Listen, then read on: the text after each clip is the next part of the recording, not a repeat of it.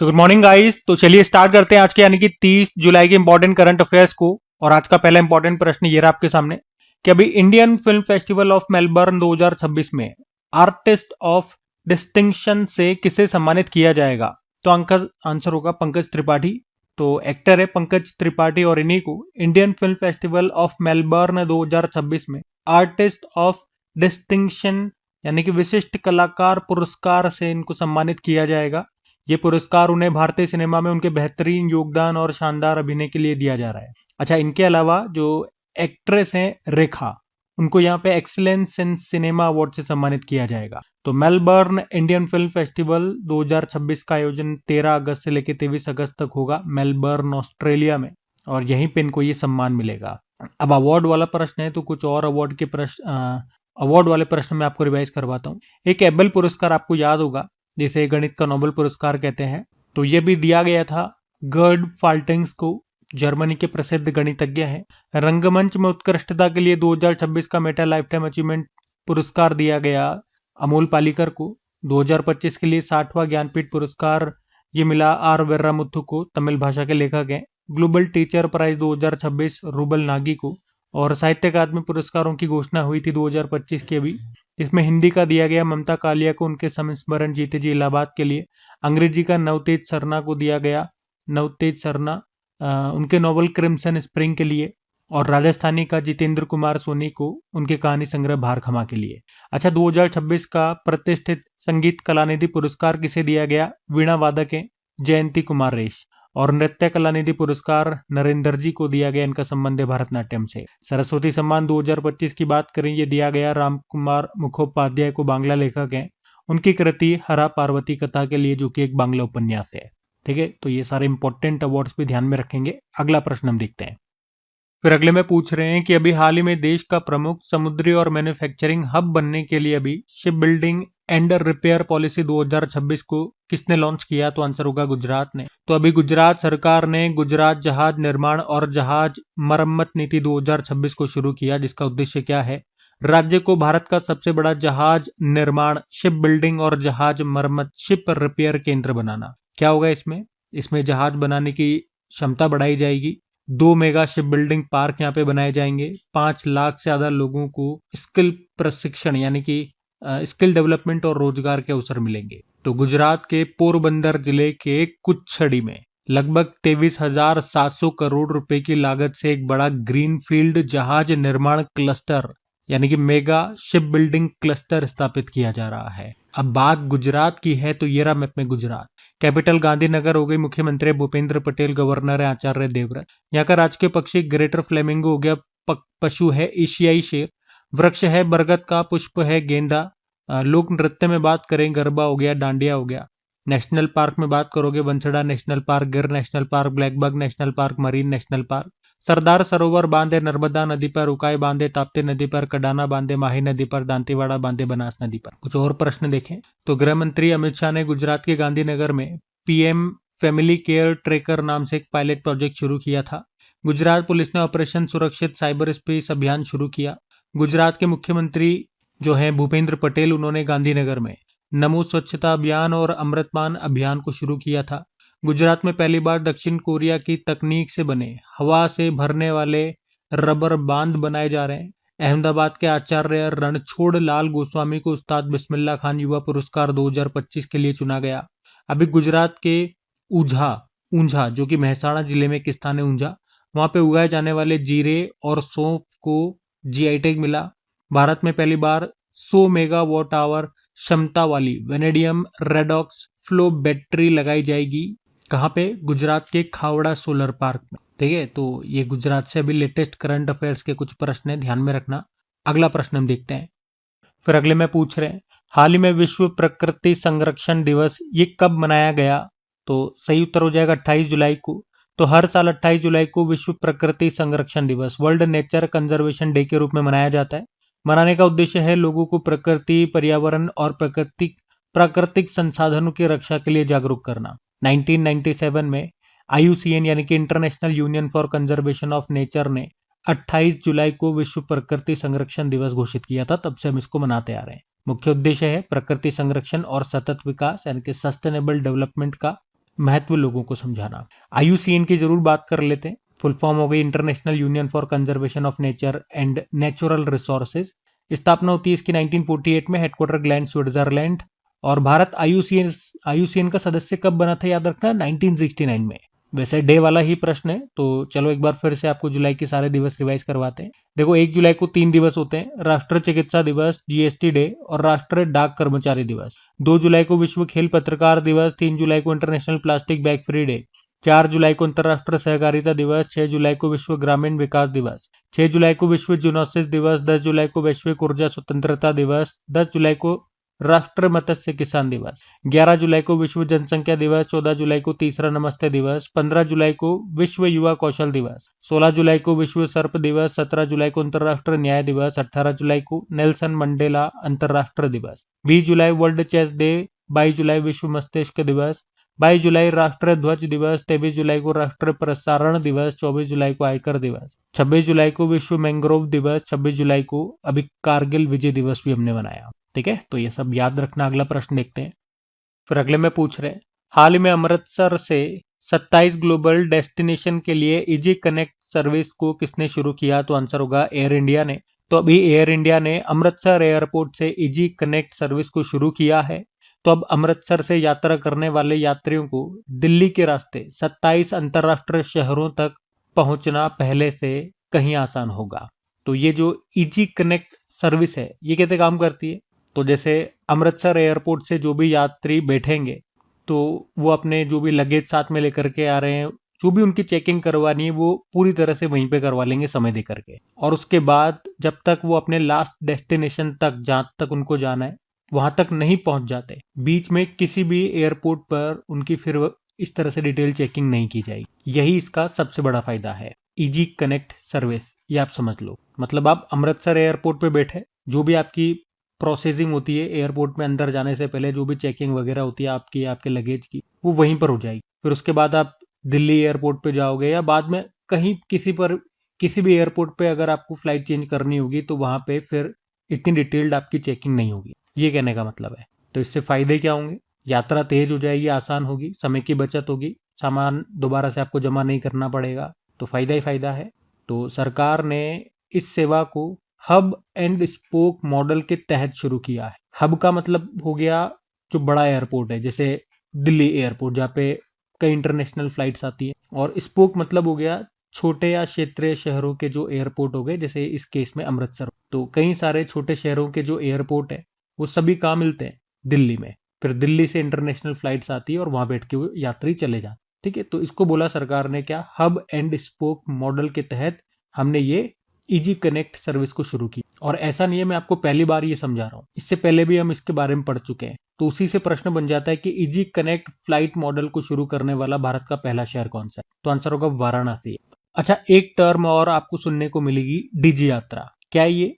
तो डिजी यात्रा आपको होगी एक फेस रिकॉग्निशन आधारित डिजिटल प्रणाली है, डिजिटल सिस्टम है, जिससे एयरपोर्ट पर पहचान और बोर्डिंग की प्रक्रिया तेज और आसान हो जाती है। इसमें बार बार पहचान पत्र दिखाने की आपको जरूरत नहीं पड़ती। अच्छा, एयर इंडिया की बात हो रही है। एयर इंडिया के अध्यक्ष कौन है? नटराजन चंद्रशेखर। ठीक है, बाकी कुछ और प्रश्न देखो इसी से संबंधित मैं आपको रिवाइज कराता हूँ। अगर पहले पूछते हैं आपसे कि भारत का पहला ऑफशोर एयरपोर्ट ये कहाँ पर बनेगा? महाराष्ट्र में, महाराष्ट्र के पालघर जिले में, यूं समझ। तो अभी भारत में पहली बार उंडावली हेलीपोर्ट जो कि आंध्र प्रदेश में है, तो यहाँ पर हेलीकॉप्टर के लिए point in space instrument approach system को मंजूरी मिल गई है।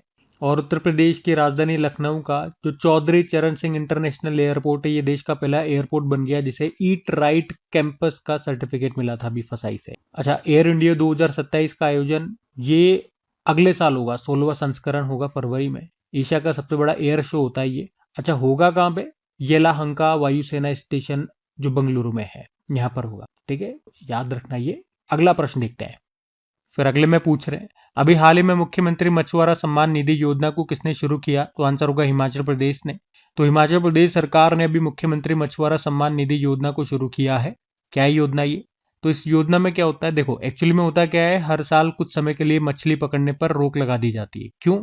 ताकि मछलियां प्रजनन कर सके, मतलब अंडे दे सके। वो अंडे देंगी तभी तो उनकी संख्या बनी रहेगी।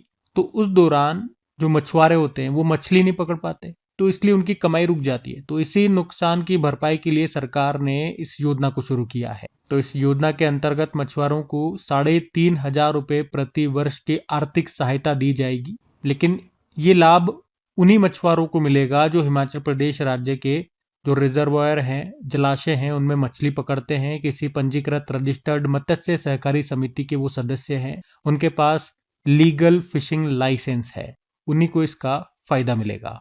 ठीक है, तो हिमाचल प्रदेश ने शुरू किया। तो ये रहा मैप में हिमाचल प्रदेश। देखो, समर कैपिटल शिमला होती है, विंटर धर्मशाला है, मुख्यमंत्री सुखविंदर सिंह सुक्खू, गवर्नर है कविंदर गुप्ता, शिपकिला दर्रा है यहाँ पे, रोहतांग दर्रा हो गया, बड़ा चला दर्रा हो गया, बाकी पोंग बांधे व्यास नदी पर, पंडो बांधे व्यास नदी पर, भाखड़ा नांगल बांधे सतलुज नदी पे, चमेरा बांधे रावी नदी पे। ग्रेट हिमालयन नेशनल पार्क है यहाँ, Pin valley national park, Inder Killa national park, Khirganga national park, Simbalbara national park है।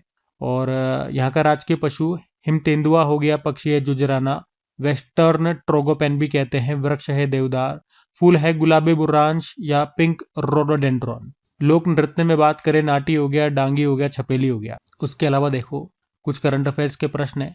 भांग की खेती को बढ़ावा देने के लिए ग्रीन टू गोल्ड पहल शुरू की थी अभी। हाटी जनजाति ने बोडा त्योहार मनाया था, कहां पर? हिमाचल प्रदेश में।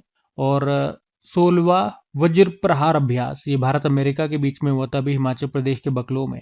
और हिमाचल प्रदेश के पालमपुर में देश का दूसरा ट्यूलिप गार्डन स्थापित किया जाएगा, जबकि पहला जम्मू कश्मीर में है। हिमाचल प्रदेश के मुख्यमंत्री सुखविंदर सिंह सुक्खू ने हिमाचल प्रदेश के बिलासपुर जिले में पढ़ाई विद एआई नाम से एक डिजिटल लर्निंग पहल शुरू किया था। हिमाचल प्रदेश हाईकोर्ट ने सिरमौर जिले के कर्नल शेरगंज नेशनल पार्क के चारों घोषित इको सेंसिटिव जोन अधिसूचना को रद्द कर दिया था। बाकी अभी लेटेस्ट हिमाचल प्रदेश के 8 पारंपरिक उत्पादों को जीआई टैग मिला था, पूरी लिस्ट आपके सामने है, देख सकते हो आप। ठीक है, तो ये सब ध्यान में रखना। अगला प्रश्न देखते हैं। फिर अगले में पूछ रहे हैं, हाल ही में कॉमनवेल्थ पीस मेडिएशन 2026 कॉन्फ्रेंस कहां पर शुरू होगी? तो आंसर होगा इसका राजस्थान में। तो कॉमनवेल्थ पीस मेडिएशन कॉन्फ्रेंस 2026 की हम बात कर रहे हैं। ये एक अंतर्राष्ट्रीय सम्मेलन है जिसमें कॉमनवेल्थ यानी कि राष्ट्रमंडल के जो सदस्य देश हैं उनके न्यायाधीश, वकील और कानून विशेषज्ञ एक साथ आकर के यहाँ पे मिलते हैं, चर्चा करते हैं कि झगड़ों और कानूनी विवादों को बिना लंबी अदालत की प्रक्रिया के बातचीत से कैसे जल्दी सुलझाया जाए। तो ये सम्मेलन होगा कब? 31 जुलाई को शुरू होगा और 2 अगस्त तक चलेगा। कहां पर? जयपुर राजस्थान में। थीम क्या रखी इन्होंने? Peace, mediation and the rule of law, शांति, मध्यस्थता और विधि का शासन। इस सम्मेलन का उद्घाटन करेंगे हमारे जो अभी 53वें नंबर के चीफ जस्टिस ऑफ इंडिया हैं, सूर्यकांत जी, और कॉमनवेल्थ देशों के प्रतिनिधि इसमें हिस्सा लेंगे। तो इस सम्मेलन का महत्व क्या है? अदालतों में लंबित मामलों को कम करना, बातचीत के जरिए शांतिपूर्ण समाधान को बढ़ावा देना। अलग अलग देशों के कानून विशेषज्ञ यहाँ पे अपने अनुभव साझा करेंगे। और सम्मेलन के अंत में जयपुर घोषणा अपनाने का प्रस्ताव है, जिसका उद्देश्य है कानून के शासन के माध्यम से शांति को मजबूत करना। देखो, कॉमनवेल्थ की बात करते हैं राष्ट्रमंडल में, तो सदस्य देश इसके कितने हैं? 56 देश है और इसका मुख्यालय है लंदन, यूके में। और अभी सेक्रेटरी जनरल जो नई बनी थी उनका नाम है शर्ली बॉचवे। शर्ली बॉचवे कहाँ से है? अफ्रीकी देश घाना से बिलोंग करती है। अच्छा, इस सम्मेलन का आयोजन जयपुर में होगा। जयपुर से 2-3 प्रश्न आपको करवाता हूँ। अभी लंदन की प्रसिद्ध पत्रिका है, मैगजीन है टाइम आउट, इसने दुनिया के 20 सबसे बेहतरीन कला और संस्कृति वाले शहरों की सूची जारी की थी। इस सूची में भारत से केवल एक ही शहर को जगह मिली थी, वो है जयपुर, और 18वें स्थान पे इसको रखा था। उसके अलावा अभी टाइम आउट ने 2026 में दुनिया के सबसे खुशहाल शहरों की जो सूची जारी की थी, तो उसमें भी हमने देखा जो जयपुर है ये दुनिया के टॉप 10 हैप्पीएस्ट सिटीज में शामिल हुआ। ठीक है, तो ये सारी बातें आप ध्यान रखना। अगला प्रश्न देखते हैं हम। फिर अगले में पूछ रहे हैं, अभी हाल ही में दानवीर नाम से एक पहल को शुरू किया किस मंत्रालय ने? तो आंसर होगा पंचायती राज मंत्रालय ने। तो अभी पंचायती राज मंत्रालय ने, जिसके मंत्री कौन है?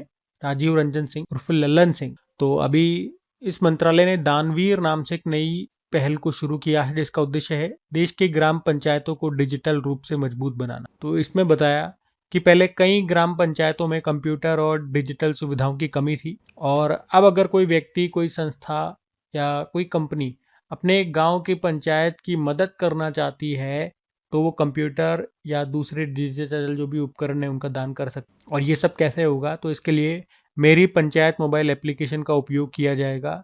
इस एप्लीकेशन के जरिए जो भी दान करता है वो सरकार के द्वारा पहले से स्वीकृत यानी कि अप्रूव्ड कंप्यूटर बंडल चुन सकेंगे। ये कंप्यूटर सीधे जरूरतमंद ग्राम पंचायतों तक पहुंच जाएंगे और ये व्यवस्था डिजी हार्ट मार्केट प्लेस से जुड़ी है, जिससे सही गुणवत्ता वाले उपकरण ही भेजे जाएंगे। तो सरकार का उद्देश्य है हर ग्राम पंचायत में कंप्यूटर और डिजिटल सुविधाएं उपलब्ध कराना, सरकारी सेवाओं को तेज, पारदर्शी और आसान बनाना, लोगों को अपने पैतृक गांव के विकास में योगदान देने का अवसर देना और डिजिटल इंडिया और विकसित भारत के लक्ष्य को आगे बढ़ाना। देखो, पंचायती राज की जब भी हम बात करते हैं, कुछ इंपॉर्टेंट प्रश्न, स्टैटिक प्रश्न मैं आपको रिवाइज कराता हूँ। जैसे फादर ऑफ लोकल गवर्नेंस, स्थानीय स्वशासन प्रणाली का जनक कहा जाता है लॉर्ड रिपन को। 1957 में बलवंत राय मेहता समिति बनाई गई थी, जिसकी सिफारिश पर ही 2 अक्टूबर 1959 को त्रिस्तरीय पंचायती राज व्यवस्था कहाँ से शुरू हुई थी? राजस्थान के नागौर से। फिर 1992 में 73वां संविधान संशोधन हुआ, जो 24 अप्रैल 1993 में पारित हुआ और इसके द्वारा ही पंचायती राज को संविधान के भाग 9 और 11वीं अनुसूची में शामिल किया गया। कौन सा आर्टिकल है? आर्टिकल 243 से 243 हो। और ये 73वां संविधान संशोधन 24 अप्रैल को लागू हुआ था, इसी कारण से 24 अप्रैल को हम पंचायती राज दिवस के रूप में मनाते हैं। ठीक है, ये सारे पॉइंट्स आपको ध्यान रखने पड़ेंगे। अगला प्रश्न हम देखते हैं। फिर अगले में पूछ रहे हैं, हाल ही में जस्टिन ग्रीव्स टेस्ट क्रिकेट में 5 विकेट मेडन ओवर फेंकने वाले दुनिया के पहले गेंदबाज बन गए। इनका संबंध किस देश से है? तो आंसर होगा वेस्ट इंडीज। तो वेस्ट इंडीज और पाकिस्तान के बीच अभी पहला टेस्ट मैच खेला जा रहा था। कहां पर? तारोबा, त्रिनिदाद में। और वहीं पे वेस्ट इंडीज के जो तेज गेंदबाज है जस्टिन ग्रीव्स, इन्होंने एक ऐसा रिकॉर्ड बनाया है जो टेस्ट क्रिकेट के 150 साल से ज्यादा के इतिहास में पहले कभी नहीं हुआ। तो यहाँ पे जस्टिन ग्रीव्स ने लगातार 5 ओवर फेंके और इन 5 ओवर में एक भी रन नहीं दिया, इसीलिए बोलते हैं इसको कि 5 मेडन ओवर दिए। मतलब एक ओवर में अगर एक भी रन नहीं दिया तो मेडन ओवर, लेकिन इस तरह के लगातार 5 ओवर इन्होंने फेंके तो 5 मेडन ओवर। और इसमें सबसे खास बात क्या है कि हर ओवर में एक विकेट उन्होंने ले लिया, यानी कि लगातार 5 मेडन ओवर तो फेंके सही और उसमें 5 विकेट इन्होंने ले लिए। इसी वजह से उन्होंने टेस्ट क्रिकेट का एक नया विश्व रिकॉर्ड बना दिया। वैसे इससे पहले इंग्लैंड के जो तेज गेंदबाज हैं स्टुअर्ट ब्रॉड, उनके नाम लगातार 4 विकेट मेडन ओवर का रिकॉर्ड था जो उन्होंने 2016 में बनाया था।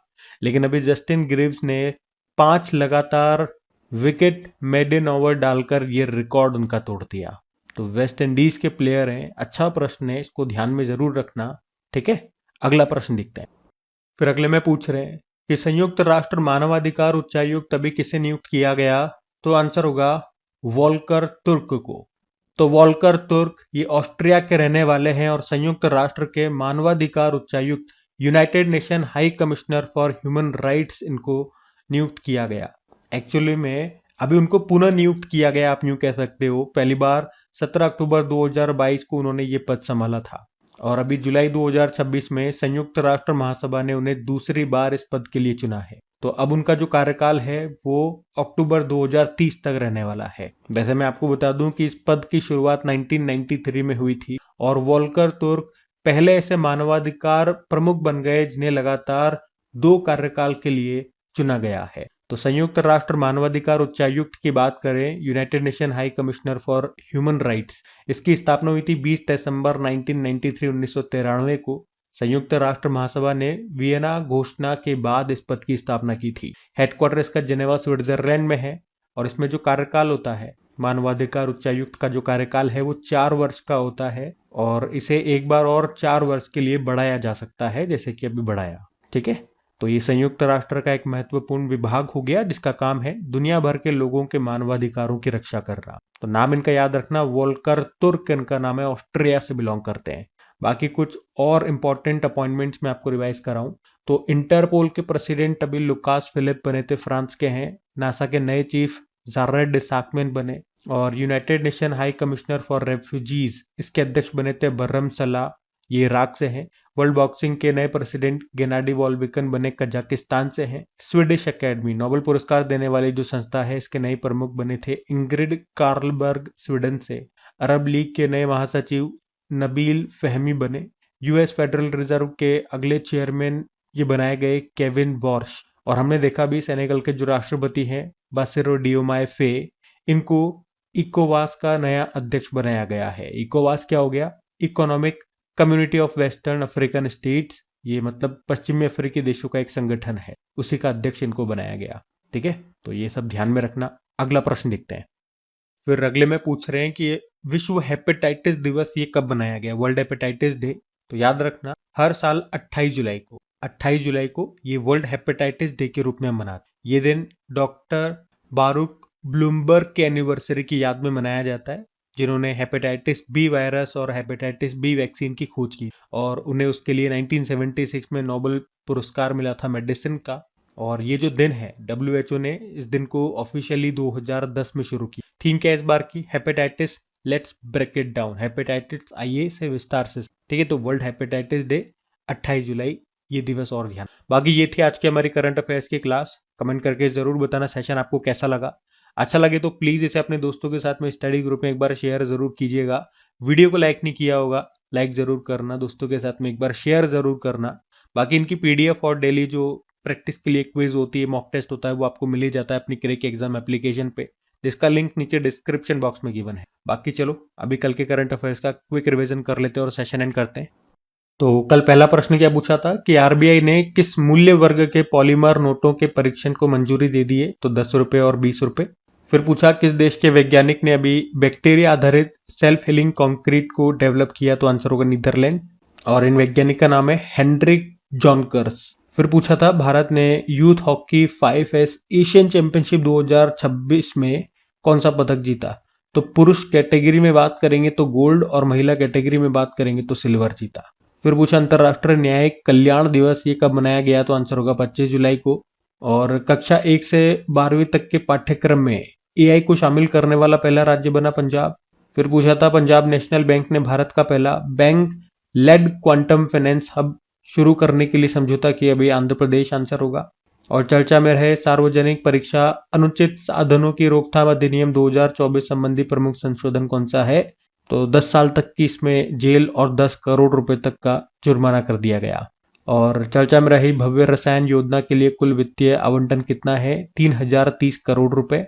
हेनले पासपोर्ट इंडेक्स के जुलाई संस्करण में भारत को कौन सा स्थान मिला? 81वां स्थान मिला है। और प्रेक्सिस मिशन किस अंतरिक्ष एजेंसी की अवधारणा है? तो आंसर हो जाएगा नासा।